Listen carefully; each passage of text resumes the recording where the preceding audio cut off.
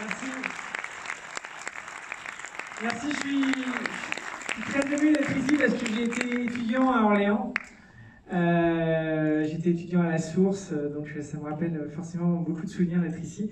J'ai grandi en partie à Montargis, qui est la Venise du Gâtinais, hein. Vous vous souvenez? C'est ce qu'on dit. Ouais, d'ailleurs, moi, je croyais que j'étais à Venise quand j'étais à Montargis. Quand j'étais à Venise, j'ai vu quand même une petite différence, hein, entre les deux. En tout cas, oui, voilà, ça me touche beaucoup. En plus, Roger, le directeur de ce cinéma, m'est cher à mon cœur. On était venu présenter l'étudiant et Monsieur Henry il y a 3 ans, c'était génial. Et donc, je suis hyper content, hyper heureux d'être ici. Ce que je dois vous dire tout de suite, c'est que cette histoire est en partie autobiographique. C'est-à-dire que mes parents m'ont vraiment teint les cheveux en blond. Ouais, je sais, c'est moche. De 7 à 13 ans, ça dure chaque mois. Ma mère allait acheter une lotion et il m'avait convaincu que j'étais plus beau comme ça, donc je me laissais faire. J'étais d'accord, même je pensais que c'était dans mon intérêt. Donc ça, c'est vrai. Et on a aussi vécu 1 an en caravane à Montargis, sur le terrain de la maison qu'on devait faire construire, parce qu'on n'avait pas le permis. Ça aussi, c'est moche. Donc j'avais à la fois honte d'être un ado décoloré, parce qu'à l'époque, ça se faisait pas du tout. Autant aujourd'hui, il y a Neymar, il se teint les cheveux en blond, mais moi, quand j'étais petit, ça se faisait pas du tout. Un garçon teint en blond, voilà. À la limite, les filles, mais les garçons, non. Et en plus, d'être le Romain Michel de la rue, comme vous avez pu voir. Voilà, mais ça va beaucoup mieux. Ça va beaucoup mieux. Voilà. Et mes parents ressemblent un peu aux parents que vous avez vus là. Ouais, je sais. À ce point. Ouais. C'est même peut-être un petit peu moins que dans le film. Un petit peu moins dans le film. Ouais. Alors, Benoît Poelvoorde, peut-être certains d'entre vous l'ont vu dans le quotidien hier soir. Ouais, bon, il a dû rentrer chez lui, il adore, il a beaucoup de mal à rester longtemps loin de chez lui. On voulait absolument l'emmener ici, on n'a pas réussi à l'emmener ici. Mais il m'a dit d'embrasser tous les Orléanais et toutes les Orléanaises. Mais par contre, je suis venu avec le jeune garçon qui joue Émile, Elitona, que je vous demande d'accueillir. Je vais faire du bruit, Orléans. Et Colline Malka qui joue Natacha.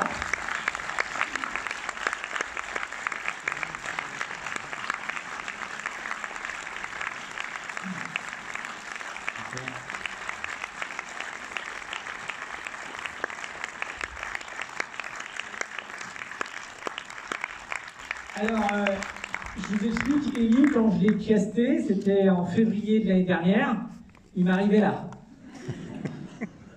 Il a pris... il faut qu'on se mette là. Il a pris 20... Non, c'était bien qu'on soit debout pour que vous voyez la différence. Il a pris 20 cm, hein, voilà.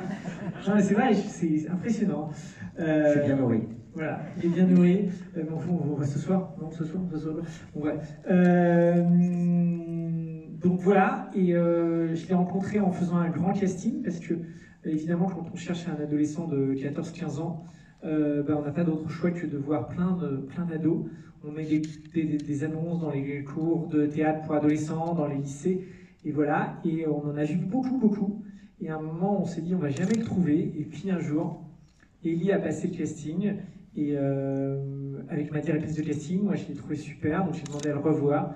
Donc on s'est revus. Je l'ai essayé avec différentes jeunes filles, différentes Paulines, parce qu'on essaye les comédiens ensemble pour voir comment ça marche. Je voulais créer un vrai couple. Et voilà, il s'est imposé parce que je le trouvais incroyable. Il arrivait à faire passer plein d'émotions, je ne sais pas ce que vous en avez pensé, plein d'émotions sans parler en fait. Et parce que parfois, cet Émile, il ne parle pas trop avec les parents qu'il a, forcément, il ne peut pas en placer une. Donc voilà. Et il était ravi de tourner aussi avec Colline, que vous connaissez peut-être déjà, certains d'entre vous, là. Vous l'avez vu ailleurs, non? Voilà, Colline a longtemps travaillé, tu veux nous raconter? Ouais. Salut, moi je suis contente d'être là. Donc voilà, parce que je sais pas que Tu as travaillé dans Plus belle la vie, Bah oui, ça? j'ai travaillé dans Plus belle la vie. Non mais tout le monde ne le sait pas, tu sais, non. ici. Non mais parce que tu viens de le dire, c'est pour ça, pardon, excuse-moi. Oui, j'ai fait 5 ans moi de Plus belle la vie et c'était super chouette et j'étais toute jeune et après j'ai quitté et c'est parfois un peu compliqué, mais j'ai eu de la chance de croiser la route d'Yvan qui m'a fait confiance pour ce film-là et je suis trop contente d'être de retour dans du plus grand. Voilà. Ouais, et passer du petit au grand écran. Ce qui se fait pas forcément si facilement que ça, mais moi, c'est pareil. Colline, quand je l'ai vue dans les essais, elle était géniale, elle était exactement Natacha. Certains d'entre vous ont lu le livre? Ouais. Et voilà, je sais pas si vous imaginiez une Natacha, par exemple, mais moi, c'est la Natacha que je m'imaginais. Et donc quand je l'ai rencontrée, j'étais... Et pareil pour les parents, voilà, Benoît Poelvoorde, quand j'ai écrit le roman, je pensais pas forcément tout de suite à Benoît, mais dès que j'ai écrit l'adaptation cinématographique, j'ai très vite pensé à Benoît. Je lui ai envoyé le scénario il y a un peu plus d'un an. Il m'a dit ouais, j'adore, j'aime bien. Il avait lu le roman et le scénario. On s'est rencontrés à Bruxelles, on a déjeuné ensemble.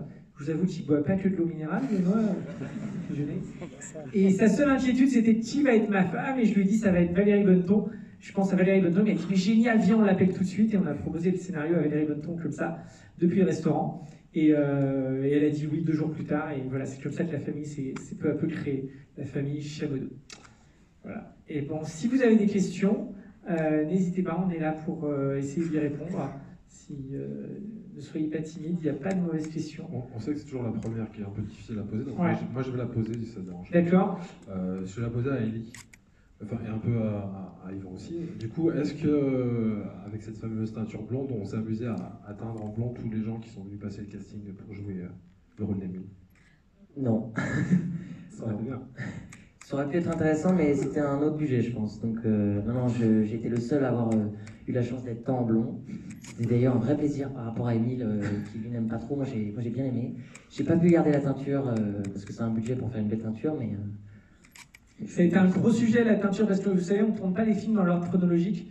Donc, parfois, on devait le teindre, on devait l'éclaircir, après, on devait l'assombrir. Parfois, dans la même journée, on devait éclaircir, assombrir, éclaircir, assombrir.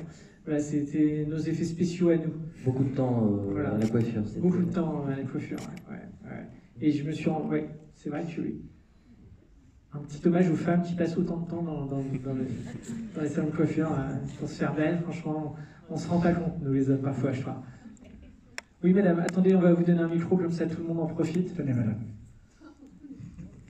Bonsoir. Bonsoir. J'aimerais savoir où se trouve le Surf Club de Montargis. Oui. Ah, vous avez remarqué la casquette? C'est très drôle, ça fait un petit clin d'œil. Ouais, c'était un clin d'œil. En fait, moi je voulais tourner à Montargis parce que j'ai grandi là-bas, parce que je voulais que l'action se passe au lycée en forêt, notamment, où j'ai passé mon bac. Mais en fait, il y a des conventions collectives dans le cinéma qui font qu'on ne peut pas tourner à plus de 100 km de 50 km de Paris sans devoir loger tout le monde. Et comme on devait déjà loger tout le monde en Italie, en fait, on n'avait pas le budget. C'était trop cher pour nous d'aller tourner à Montargis. Donc j'ai quand même voulu faire un clin d'œil avec cette casquette. Tu m'as trouvé l'accessoiriste. Et je ne sais pas où est ce surf club. Et je vous avoue que j'ai jamais vu personne faire du surf à Montargis. Jamais. Pourtant, j'y ai passé un sacré bout de temps à Montargis. À arpenter la rue Dorée. Vous connaissez Montargis? Ouais. Oui, une question? On vous apporte le micro, madame. J'arrive, madame. Cela dit, moi j'ai une fermette à Montargis, enfin pas loin de Montargis. C'est vrai que si tu me l'avais dit, j'aurais... T'aurais logé tout le monde. J'aurais accueilli tout le monde. On n'y a pas pensé. On aurait dû t'appeler, Roger. Alors, qui démarre? Madame, un peu plus haut. C'est madame. C'est bien, c'est du sport tout ça. Bonjour déjà. Bonjour madame. Je voulais savoir si vous aviez passé beaucoup de temps sur Venise lorsque vous avez filmé ce... On a passé 15 jours à Venise, dont une semaine à l'intérieur de Venise. Ce qui était marrant, c'est qu'on tournait en même temps que le Spider-Man. Ouais, parce que le prochain Spider-Man se passe à Venise, si vous allez le voir. Bon, moi, je vous le conseille pas, mais faites comme vous voulez. Et donc, on a dû s'arranger avec la production pour pas tourner aux mêmes endroits. Parce que, bon, nous, on n'avait pas envie de voir un homme araignée passer au fond de l'image. Ça n'avait pas de sens. Par contre, Benoît Poelvoorde avait très envie de faire partie de Spider-Man. Mais Sony Pictures n'a pas accepté. Voilà. Mais oui, c'est spécial de tourner dans Venise parce que forcément... Ça n'a pas été évident. Non, on a des bateaux, on avait une équipe italienne. C'est d'ailleurs marrant parce que le titre Venise n'est pas en Italie, souvent on me demande pourquoi ce titre et tout. Et là-bas, ils m'ont tout de suite dit, mais tu as raison, hein, Venise c'est pas en Italie. Parce que nous on est vénitiens, on n'est pas italiens. Et eux ils s'estiment pas... Mais pour ceux qui ne le savent pas, ça vient d'une chanson de Serge Reggiani, ce titre. Que j'adorais et que j'ai utilisé déjà au moment du roman parce que cette histoire a d'abord été écrite sous forme de roman Et c'était génial parce que quand je présentais mon bouquin dans les salons du livre, j'avais des piles de bouquins et les gens passaient, ils regardaient le bouquin, ils me regardaient, et ils disaient si, hein. C'est en Italie. Donc moi je disais ah merde, on s'est trompé. Donc bref, ça a brisé la glace. Mais pour répondre à la question, oui, on a tourné à la fois à Venise. Le camping que vous avez vu existe vraiment. Il est vraiment à côté d'une usine, il est vraiment sous le couloir aérien. Et en plus, ce que vous n'avez pas vu, c'est qu'il est infesté de moustiques. Donc je sais, vous y allez si vous voulez, nous on ne vous le conseille pas non plus. Et c'est vrai que Élie... J'ai beaucoup souffert en fait sur le tournage à Venise au camping. C'était vraiment... Il n'y avait que ça. Parce que vous avez vu, il a une petite peau toute jeune, toute Voilà, mignonne. Et les moustiques, ils l'adoraient. Ils adorent. Du coup, on a carrément arrêté les scènes et passé au dîner parce qu'on ne pouvait plus tourner tellement il y avait de moustiques. Tellement ils se faisaient agresser. Au moment où le soleil se couche, c'est une invasion de moustiques. C'est un truc de malade. C'était vraiment notre Koh-Lanta à nous, ce Merci camping. d'avoir répondu à ma question. Et puis, je connais très bien la rue Dorée. Ah, vous connaissez la rue Dorée? Oui, tout à fait. Ah. Voilà. Bon, Bonne continuation. merci madame, merci beaucoup. Je crois que madame aime les pralines du Mazet. Les pralines Mazet, les crottes de chien, les crottes du chien, pardon, Montargis. Oui madame. Oui, bonjour. Je voulais savoir si vous aviez l'idée de tourner la suite Londres n'est pas en Angleterre. Ah oui, eh ben, en tout cas, vous avez vu Benoît le père, Bernard Chamoudou, il a l'air d'accord pour y aller. Et je pense qu'il doit maîtriser à peu près aussi bien l'anglais que l'italien. Eh ben, ça, on ne sait pas en fait. C'est vrai que la fin est un peu ouverte et que parfois il y a des enfants qui me demandent est-ce qu'il va retrouver Pauline. Alors là, je réponds toujours oui. Oui, il va la retrouver. Parce que je veux surtout pas que les enfants soient trop inquiets. Mais on fera peut-être une suite. En fait, ça va dépendre du succès du film. C'est vrai que déjà au moment du roman, il y a des gens qui me demandent. J'avais envie d'une fin ouverte qui soit à la fois optimiste, mais pas non plus trop Disney où tout s'arrange et tout est simple. Parce que le film est vraiment sincère. Et dans la vraie vie, la Pauline, je l'ai retrouvée que 20 ans plus tard. Mais tu l'as retrouvée? Mais je l'ai retrouvée. Ça a pris un certain temps. Donc en fait, il ne faudrait pas que je fasse une suite, il faudrait que je fasse une dizaine de films. Non, bref, peut-être, on ne sait pas encore. Vraiment, c'est... en tout cas, on s'est très bien entendu avec Élie, Colline, Eugène. Eugène, qui joue le grand frère, c'était son premier film. Alors, je le dis aux demoiselles, parfois on me le demande, je ne donne pas son 06. C'est pas possible.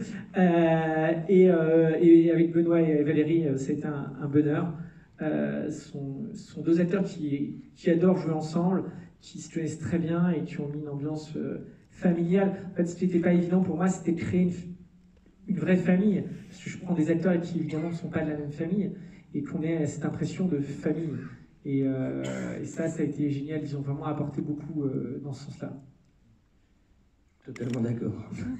Voilà, et Benoît est un grand déconneur, donc entre les prises, il dit beaucoup de bêtises, il fait beaucoup de blagues de cul notamment, donc ça y va, et c'est vrai que ça décontracte tout le monde, c'est assez drôle. Et en même temps, c'est un pro, quand on dit moteur, il est là, il est super, il connaît son texte. 95% de ce que vous avez vu, c'était écrit. 5 à 10%, ça a été improvisé, et sinon, quasiment tout était écrit. Par exemple, mon père a vraiment inventé une nage. C'est vrai. Un jour, il m'a téléphoné, j'étais plus vieux, mais un jour, il m'a téléphoné, il va en Bretagne 6 mois par an, et il me dit, Yvan, c'est incroyable, j'ai inventé une nage. Il me dit, tu te rends compte, il n'y a que 4 nages qui existent. C'est beaucoup trop peu quand on y réfléchit. Il me dit, on va gagner un fric pas possible. On n'a jamais gagné 1 euro avec ça, hein, évidemment. Et dans la vraie vie, elle s'appelait pas l'huître, en fait, pour tout vous raconter, elle s'appelait la najouille. Je trouvais ça un peu improbable, donc j'ai préféré changer avec l'huître, ça faisait mieux avec le papillon après, voilà. Mais en gros, Benoît, il improvise un peu, mais la plupart des choses sont écrites. Pareil pour Valérie, tout était assez écrit, en fait. Mais avec ce naturel qui donne cette impression de vie et d'impro, parfois. Madame, encore vous. Il y a une personne là-bas aussi. Oui, madame. J'ai encore une autre question. Par rapport à votre vie réelle, il y a combien en pourcentage de réalité par rapport à ma vie réelle? Ah, vous voulez tout savoir. Ouais, c'est drôle. peu là quand même. Alors, non, j'ai jamais été à Venise avec en caravane, comme ça, toutes ces histoires inventées. Je dirais qu'il y a 30-40% de vie réelle. C'est déjà pas mal, ouais, c'est déjà peut-être trop même. Hein. Oui. Oui, bonsoir. Moi, je voulais Bonsoir, savoir, monsieur. la chanson, c'était celle de vos parents aussi? Oui, mes parents, mon père hurlait Aïe Awana dans la voiture. Ouais, ça c'est vrai. Il y a peut-être plus que 30%, hein. Je m'en rends pas compte en fait. Hein. Donc, sur les routes de vacances, ça devait être l'enfer. Ça devait être l'enfer, ouais, c'était l'enfer. Mais en même temps, il y a de la joie. Ouais. Finalement. Et vous allez voir, vous, cette chanson, elle va vous habiter à partir de maintenant. Et vous pouvez nous... Elle va pas vous quitter. Et vous pouvez faire le début, là? Aïe Awana. Vous l'avez pas c'est vrai. Mais ça va venir, ça va venir. Ouais, non, mais vous allez voir, vous allez vous réveiller en plein milieu de la nuit. Aïe Awana. Vous allez voir, ça va plus vous quitter. Hein. Merci, puis bravo pour votre film. Merci beaucoup, monsieur. Et c'est une chanson d'un groupe belge d'origine zaïroise. Ça s'appelle Black Blood.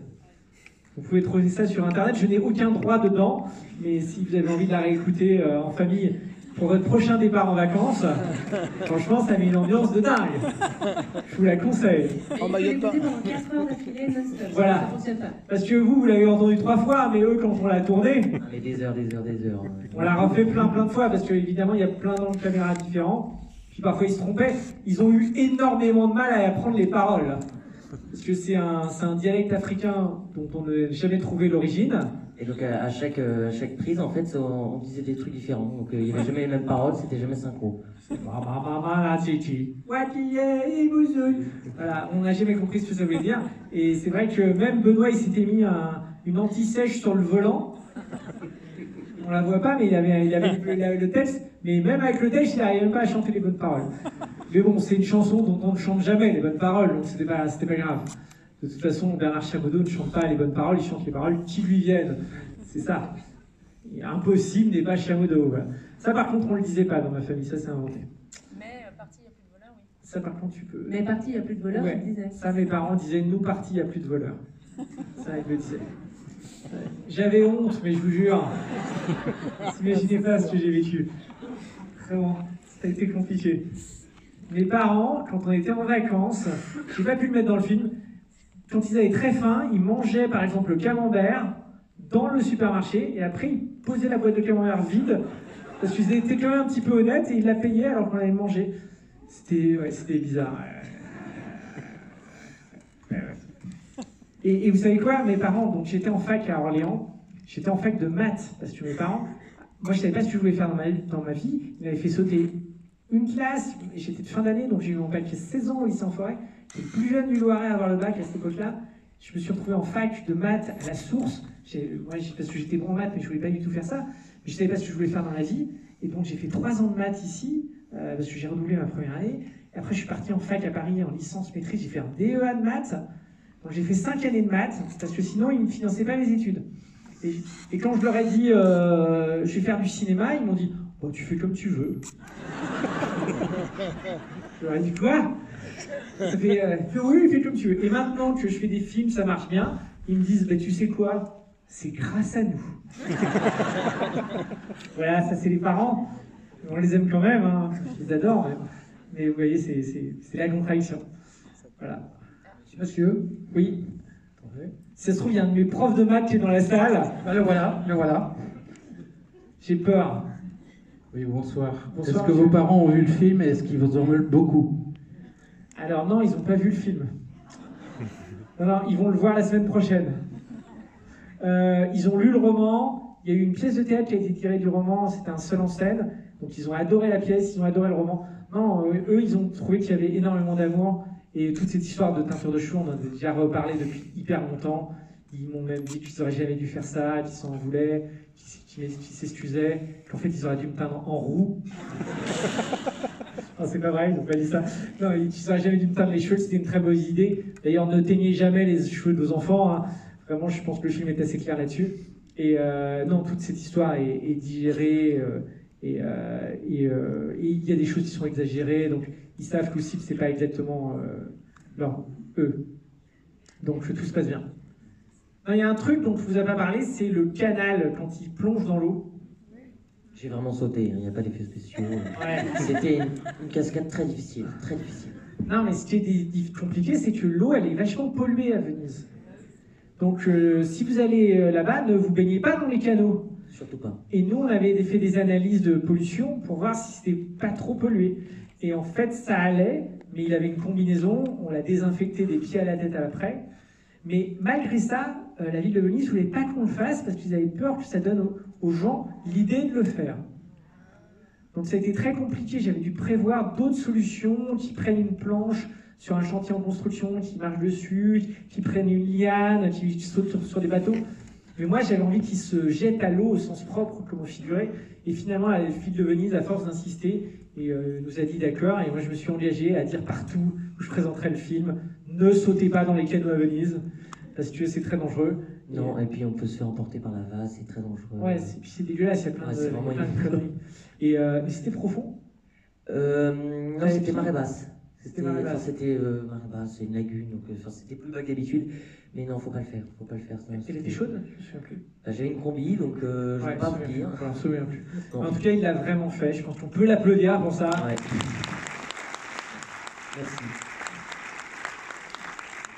On a tourné tout en plan séquence, en une fois, on l'a refait que 2 fois. C'est au cinéma, on refait 15 fois les choses, mais là, on l'a refait. On a été un peu obligé, du coup j'ai été obligé d'être excellent tout de suite.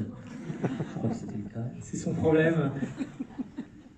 On va peut-être prendre une dernière question avant de vous laisser. C'est la pression pour la dernière question. Ne vous battez pas, ne vous battez pas. Alors, la caravane, oui, on avait cette caravane, exactement ce même modèle. Et d'ailleurs, on l'a encore. Elle est à gagner, si vous voulez, un jeu concours, si ça vous intéresse. Vous regardez sur Internet, vous tapez Venise de Caravane, vous allez trouver ça sûrement. Et si ça vous fait plaisir, on l'a toute retapée, on l'a toute redesignée à l'intérieur, les coussins et tout. Et effectivement, la caravane, ça se fait moins qu'avant, parce qu'on est plus sur le camping-car, mais c'est dommage, parce que ça a son charme. Surtout en été, hein, il faisait 45 degrés dedans. Ouais, très chaud, très chaud. Sans la clim, parce qu'il n'y a pas de clim, hein, c'est trop vieux modèle. Mais c'était un vieux monsieur qui nous l'a vendu en région parisienne. Il était très content de s'en débarrasser. Ça faisait 1 an et demi qu'elle était en vente. Quand on est venu pour lui dire on va vous l'acheter, il n'y croyait pas. Et d'ailleurs, on n'arrive pas à la revendre. Du coup, on a décidé de faire un concours pour la faire gagner. Oui. Mais ouais, c'était une caravane et j'allais en vacances en caravane comme ça quand j'étais petit. Et en fait, j'ai commencé par habiter Paris. Et en fait, la caravane était au camping de Montargis. Et on venait en week-end au camping avec mes parents et mon frère. Et un jour, mes parents ont trouvé un terrain à acheter. Et c'est là qu'ils ont acheté le terrain. Il y avait un petit problème de permis de construire, comme vous avez compris. Mais on a fini quand même par construire la maison et vivre à Montargis de manière assez heureuse et un peu folle, comme vous l'avez compris. Voilà. Et cette caravane, elle a existé. Ouais. Et c'était ce modèle caravellaire et tout. Ouais. Et voilà. Merci beaucoup. Attendez, on va pas se quitter comme ça. On va se quitter pas comme ça. Moi, avec Sébastien et moi-même, on tenait tous les trois à vous remercier et bien sûr d'être venus à Orléans, cette belle terre natale quelque part. Absolument. Absolument. Et donc, pour vous remercier, eh bien, on va tirer le rideau. Venise. Voilà. Oh, mais c'est trop gentil, merci beaucoup. Et donc, alors, ça, des fleurs, c'est bon. Oh. Ah, c'est bon. Attention. Mais alors, à Montargis, il y a les pralines. Ouais. Mais à Orléans, il y a les chocolats de Papillon. Ah ouais, très grand chocolatier qui est là d'ailleurs. Je crois qu'il est quelque part. Merci beaucoup Sébastien Papillon, on peut l'applaudir. Ça fait grand artisan chocolatier. Voilà. Merci. Alors voilà des chocolats. Merci beaucoup, c'est adorable. Voilà. Et puis, bon, allez, avec modération. Avec modération. Et avec ta famille. Avec ta famille. Je partage. Quelques bonnes bouteilles de vin. Oh, merci voilà. C'est un Saint-Émilion, et je te dis pas, c'est une tuerie. C'est une tuerie. Merci beaucoup. Et puis maintenant, bien sûr, Sébastien, il faut appeler les gens avec qui on va remercier chaleureusement, les distributeurs du film. Donc s'ils peuvent... Jean-Baptiste, David et Nicolas Dumont, les distributeurs de Studio Canal qui nous accompagnent, qui s'occupent de la sortie du film. Merci les amis. C'est grâce à eux que l'équipe est là ce soir. Et je vous remercie beaucoup. Et c'est nos chouchous un peu, Les distributeurs, parce que c'est souvent qu'ils viennent à Orléans avec des équipes de films. Et vraiment, merci du fond du cœur. Et d'ailleurs, Jean-Baptiste pourra me le dire, parce que la première fois que je l'ai eu au téléphone, il nous a dit, Yvan, la première fois que je lui ai présenté la tournée, il m'a dit quoi? Est-ce que je viens à Orléans? Ouais, c'est vrai, je voulais absolument venir à Orléans. Voilà. Et si vous voulez faire des photos avec nous, avec l'affiche, si vous voulez échanger quelques mots, on est là, on est disponible. N'hésitez pas. Merci. Mais on ne partage pas les chauffeurs. Non, on ne partage pas les chauffeurs. Merci beaucoup, merci à tous. Merci Papillon. Merci beaucoup. Sébastien, Papillon.